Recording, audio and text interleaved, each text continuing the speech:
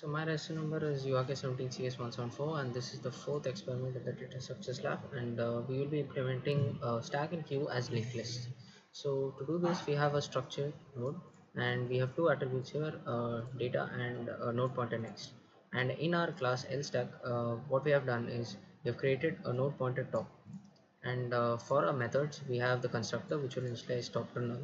Then we have a push method which will first create a node using the parameter x, and then we will be checking if the top is equal to null. If it's equal to null, we will directly push it. Otherwise, in our else, what we will be doing is we will be assigning g of next equal to top, and then we will be reassigning top to g, and then we'll be printing a message pushed. So next is our pop method. In our pop method, what will happen is we'll be assigning a pointer p to top, and then we'll be using the integer to collect the data of the top, and then we'll be reassigning top, and then we'll delete the node and return the value. And this is our display function which will traverse through the stack and display each value at each step. And this is our make node function.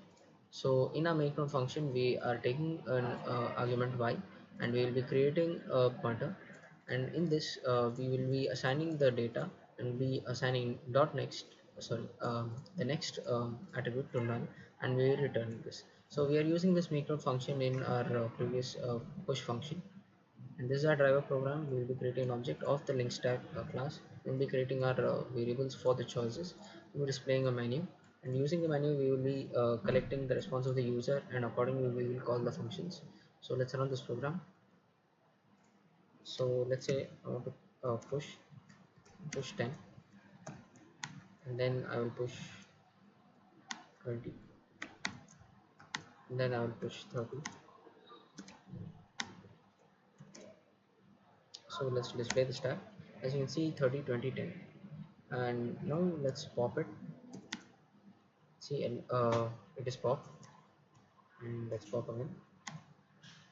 20 is pop. So now let's display. As you can see, only 10 is left. So all the functions in this link stack are working properly. Let's move on to the next exercise. So the next one is linked queue. In linked queue, uh, we have a similar structure with in data and a node pointer next. Then what we have is the class LQ, and we have two pointers here, front and rear, which are necessary for a queue. And we have a constructor, so the constructor will be setting the front and the rear to null. And the enqueue function, the enqueue method is here. So in this enqueue method, we will take the parameter x, and then what we'll be doing is we'll be making a node using the make node function, and then we will check if the front and rear are null. If the front and rear are null, we will be setting both the front and rear to our newly made node. Otherwise, what we'll do is we will increment the rear to the next, and we will set this to our new node, and rear will be g. And then this is a dequeue method. In the dequeue method, we will check if the front is equal to rear. So deleting this node will make the queue empty. So if this is equal, if this is equal, what we'll be doing is we'll be creating a pointer p, assigning it to front. Then we will be assigning both front and rear to null, and then we'll be taking the data of p, we will be deleting p and returning y. Otherwise, if there are other nodes in the linked queue, what we'll be doing is we'll create a p pointer, assign it to front, and we will increment front to the next value in line. Then we'll be taking the data, deleting p, and returning the value. So this is our display function. So in the display function, first we will check if the front is null. If the front is null, we will get that the queue is empty. Otherwise, we will be traversing through the linked queue, and we will be printing out the data at each step. This is a make node function which is similar to the make node function of the link stack. Taking a parameter y, we will be creating a new node, and we will be assigning the value to the data, and we will be assigning the next as null, and then we will be returning the pointer.